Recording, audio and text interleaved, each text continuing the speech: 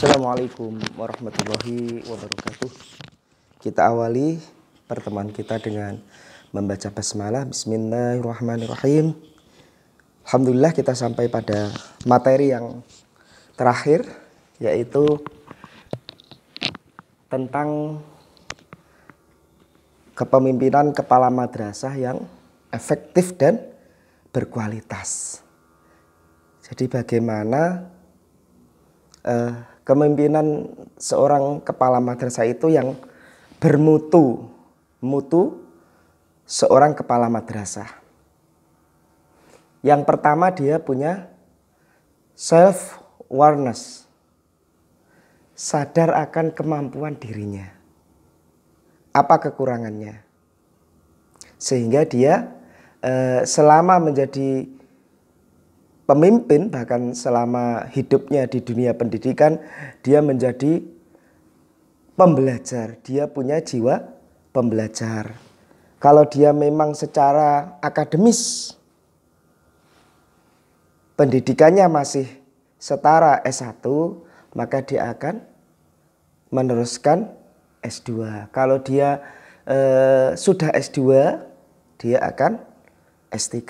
Ini namanya dia punya jiwa pembelajar, punya kemauan untuk maju.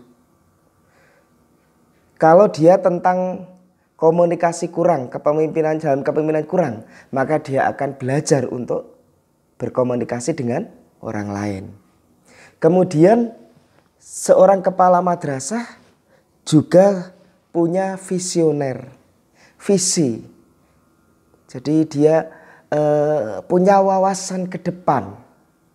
Dia tahu kondisi lembaga itu seperti apa 5 tahun ke depan, bahkan 10 tahun ke depan, bahkan 15 tahun ke depan. Sehingga lembaga itu memang punya perencanaan jangka pendek 3-5 tahun, bahkan punya perencanaan jangka panjang untuk terus meningkatkan kemajuan lembaga tersebut.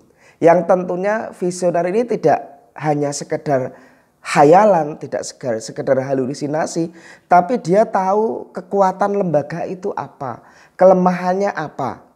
Terus kemudian tahu peluangnya. Di samping itu ancaman yang kemungkinan menjadi pesaing daripada lembaganya tersebut. Selanjutnya adalah seorang kepala madrasah punya rasa ingin tahu. Sehingga ketika dia rapat dinas, dia berbicara secara pribadi dengan person by person, tatap muka face to face dengan guru ataupun secara rapat dinas, maka dia selalu menerima masukan dan kritik dari bawahan. Bawahan merasa nyaman untuk menyampaikan feedback, umpan balik, atau bahasa Jawanya unek-unek demi kemajuan lembaganya, unek-unek kesulitan yang dia alami, unek-unek permasalahan yang muncul di lembaga madrasah. Karena apa? Karena pemimpin punya rasa ingin tahu. Terus selanjutnya adalah adanya transparansi, keterbukaan. Kebijakan yang dia laksanakan selalu disosialisasikan kepada seluruh sivitas akademika, tidak secara sembunyi-sembunyi. Dia selalu menyampaikan terlebih dahulu apa yang dia mau, apa yang mau dia kerjakan sebagai pemimpin madrasah. Dan tak kalah pentingnya adalah transparansi masalah pendanaan. Berapa pemasukan lembaga madrasah dalam 1 tahun? Berapa pengeluaran lembaga madrasah dalam 1 tahun, sehingga apakah saldonya itu di akhir anggaran itu plus atau min. Seluruh pelaku pendidikan di madrasah harusnya tahu. Karena apa? Karena pemimpin melakukan transparansi, keterbukaan. Terus kemudian seorang pemimpin juga harus cerdas, cermat, dan tangguh. Dengan kecerdasan dan ketelitian dia akan bekerja secara profesional tangguh menghadapi segala tantangan dan cobaan, segala ancaman, segala kesulitan. Dia bisa mengatasi baik itu kesulitan yang sifatnya akademis maupun yang non-akademis. Dia pemimpin orang yang disiplin dan tanggung jawab.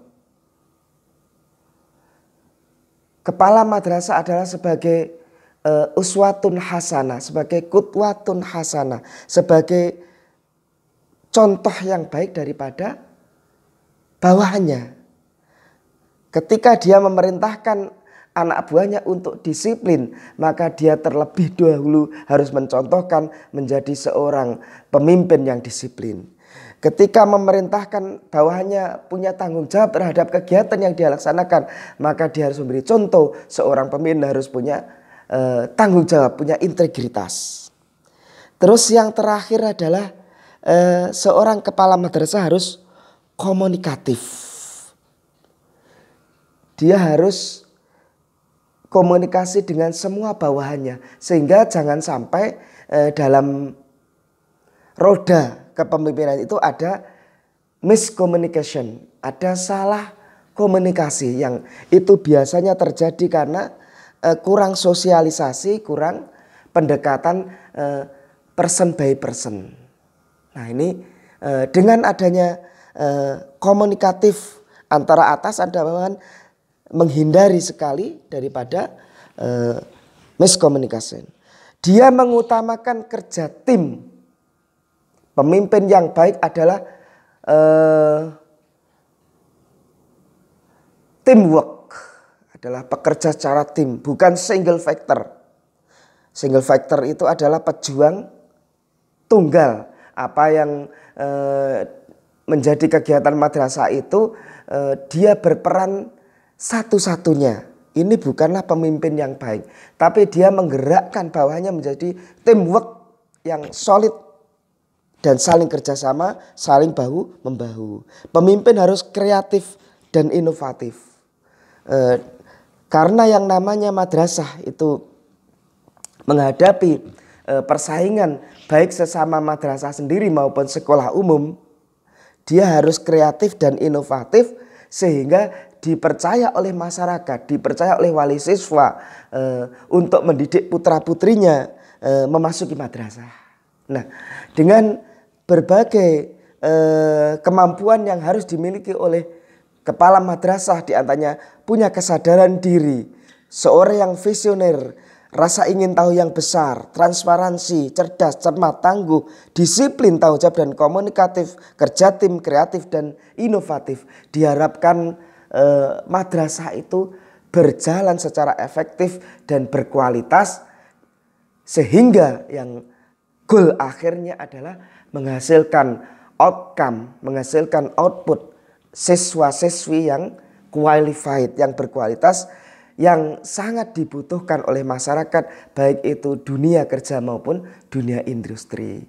Demikian penjelasan masalah bagaimana gambaran kepala madrasah yang bisa memimpin secara efektif dan qualified. Kita akhiri pertemuan kita. Wallahul muwafiq ila aqwamit thoriq. Wassalamualaikum warahmatullahi wabarakatuh.